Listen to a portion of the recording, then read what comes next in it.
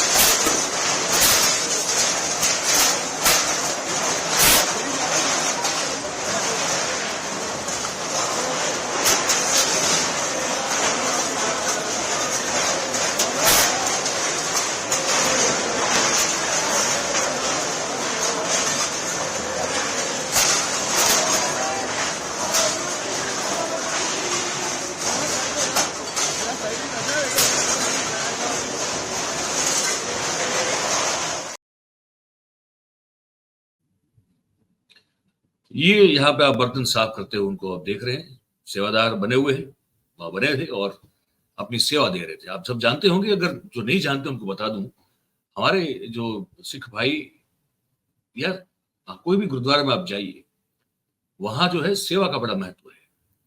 आप अगर कितने भी बड़े आदमी, छोटे आदमी, उससे कोई फर्क नहीं पड़ता। आप अगर वहां जाएंगे और आप अगर सेवा करना चाहते हैं तो उससे बड़ा महत्व किसी और चीज का हो नहीं सकता। आप वहां खाना परोसते हैं, आप वहां जो है वो, अगर आप अकाल तख्त में हैं, गुरुद्वारा मतलब गोल्डन टेम्पल वगैरह है, तो वहां जो अमृत सरोवर का जो पानी अगर वो आप पिला दे, या प्रसाद बांट दे, या आप जूते जो है रख दे। मैं क्योंकि होके आया हूँ वहां पे, मैं पिछले जनवरी में था, मैं वहां पे जब श्रीनगर गया था, आप सबने उस रिपोर्ट देखी होगी मेरी। तो वहां से वापस होते वक्त मैं, मेरी कनेक्टिंग फ्लाइट जो थी अमृतसर की थी, तो मैंने समय निकाल के मैं सिर्फ और सिर्फ गोल्डन टेम्पल गया था, क्योंकि मुझे उस पवित्र जगह पे बिल्कुल एक बार जाना था। अब एक चीज मुझे अब लगता है मुझे बतानी भी पड़ेगा, और मुझे अनुभव जो हुआ है मैं बताऊँ आप। अमृतसर में गोल्डन टेम्पल में मेरा अनुभव आपको बता रहा हूँ।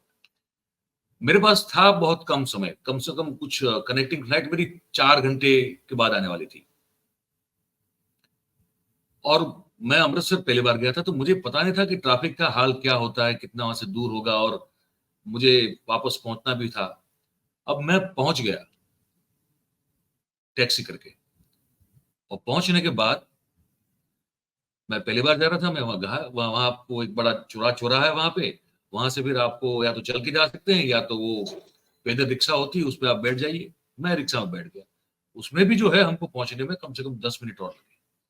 फिर जब मैं पहुंचा स्वर्ण मंदिर, और मैंने फिर देखा, तो अब इतने भक्त और इतने श्रद्धालु और इतने आस्था रखने वाले लोग थे ग्रंथ साहब जहां दर्शन करने होते हैं वहां पे अकाल तख्त पे, मैं सोच में पड़ गया कि अगर मैं इसमें एंटर हो गया तो क्या मैं वापस टाइम पर जो है बाहर निकल पाऊंगा, और क्या मैं फिर वापस टैक्सी पकड़ पाऊंगा, और मैं क्या अपनी फ्लाइट कैश कर पाऊंगा क्या? ये मन में दुविधा खड़ी हो गई, और दुविधा ही चल रही थी, और मैं अपने आप जो है उसमें प्रवेश कर लिया मैंने। अब 2-5 भीड़ हो गई तो पीछे भी बहुत बड़ी भीड़ हो गई। अब मेरे मन में ये कि मैं क्या करूं, मैं वापस चला जाऊं, तो ये मुझे मंजूर नहीं था। तो मैंने बाजू में एक सरदार जी थे, मेरे बाजू में खड़े थे, मैंने कहा सर एक ये दिक्कत है मेरी, अब कितना टाइम लगेगा मुझे पता नहीं, यहाँ से कितना दूर है अकाल तख्त, कितना दूर है ग्रंथ साहब जहाँ रखे हैं वो कितने दूर है वहां पे। तो उन्होंने मेरी ओर देखा और कहा कि आपकी फ्लाइट कितने बजे थी? मैंने टाइम बताया उनको। उन्होंने कहा कोई बात नहीं, आप चलिए मेरे साथ। उन्होंने जो है एक मेरा हाथ पकड़ा, और उस भीड़ को चीरते हुए, वो जो श्रद्धालु और जो आस्थालु जो जितने भी लोग थे उनको चीरते हुए वो आगे मेरे से चलते चलते सबको कहते गए कि सबको ये कह रहे थे कि इनको जो है वो फ्लाइट पकड़नी है, और इनको आप सबसे पहले जो है दर्शन करना जरूरी है। और वो मुझे ले गए अकाल तख्त तक, ग्रंथ साहब तक, और वहां तक मुझे छोड़ दिया, और मैं दर्शन कर पाया। और फिर तो मैंने देखा वहां एक अलग सा माहौल है। तो वहां अगर राहुल गांधी गए हैं और ये भी कर रहे हैं, देखिए, तो ये भी दिखा दो।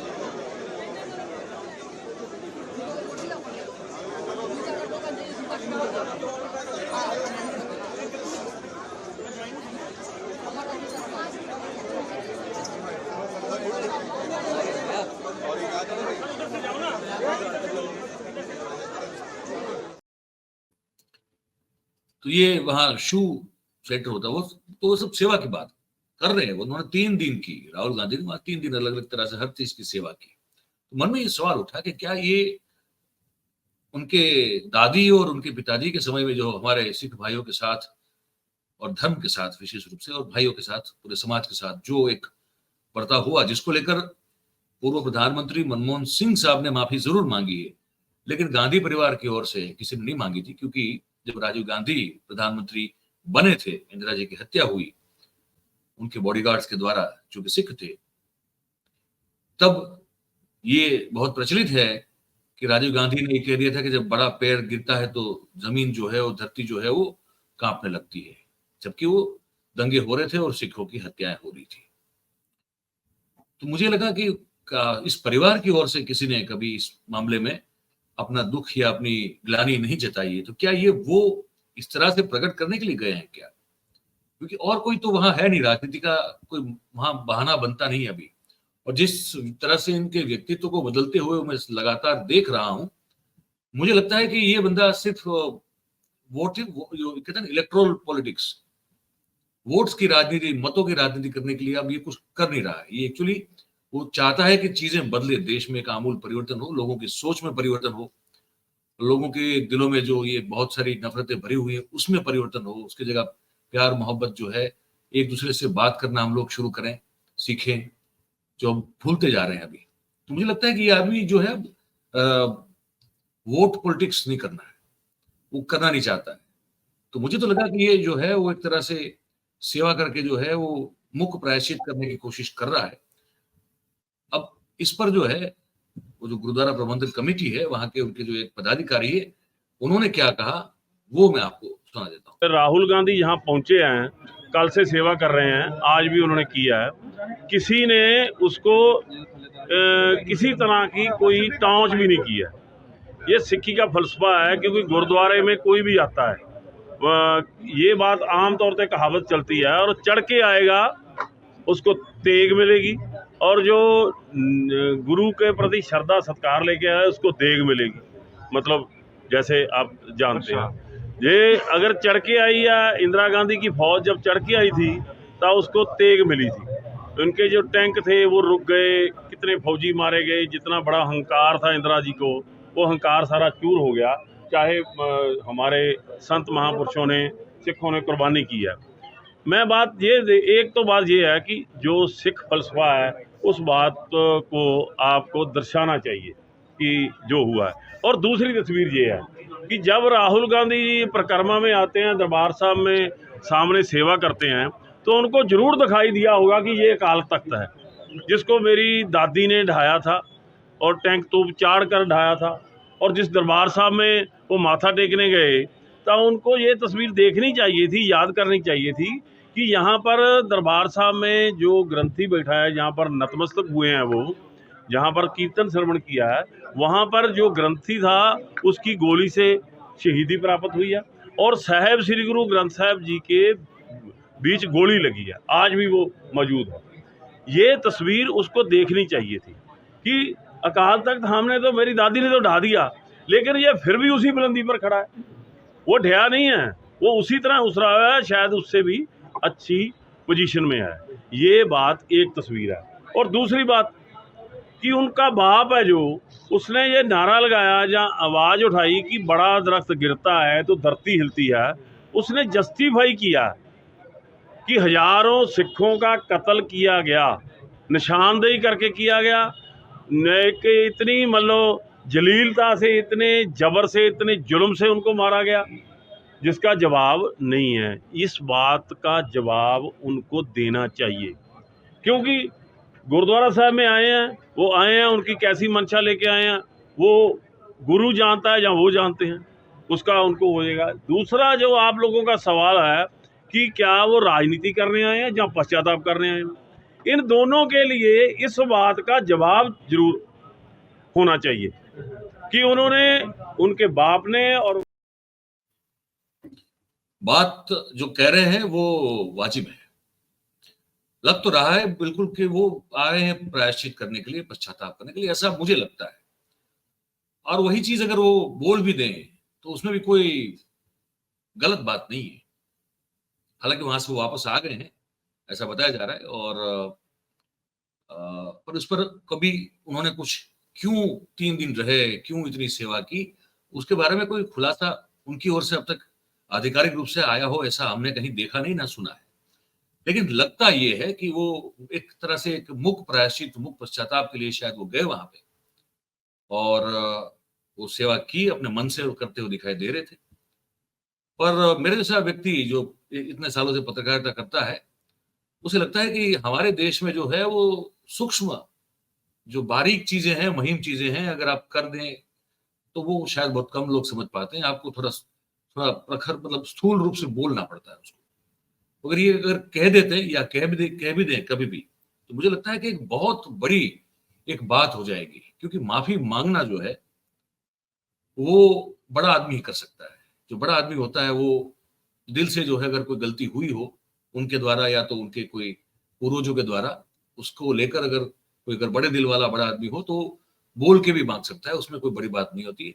और जिस तरह से मैं इस व्यक्ति के चरित्र को बड़ा होता हुआ देख रहा हूं, मुझे लगता है कि अगर वो बोल दे तो बहुत बढ़िया हो जाएगा। एक एक बहुत बड़ा बोझ शायद उनके मन से भी उतर जाएगा, और इतना बड़ा हमारा जो सिख भाइयों का, सिख भाई बहन जो हमारे हैं, इतना समाज है इतना बड़ा सिख धर्म का, तो मुझे लगता है कि उनको भी जो है एक बहुत बड़ी एक वो मिलेगी, जिसे कहते हैं ना कि मरहम, घाव पे मरहम लगना, वो शायद उनको लग जाए।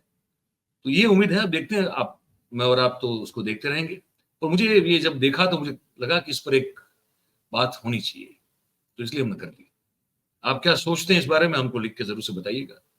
और बात अगर आपको हमारी अच्छी लगी हो तो फिर इस वीडियो को लाइक कीजिए, इसकी लिंक को शेयर करें, और हमारी जो चैनल है उसको आप सब्सक्राइब करें और अपने आसपास के लोगों से करवाएं। बहुत बहुत धन्यवाद आप सबका इस कार्यक्रम में हमारे साथ जुड़ने के लिए। Thank you very much. नमस्कार।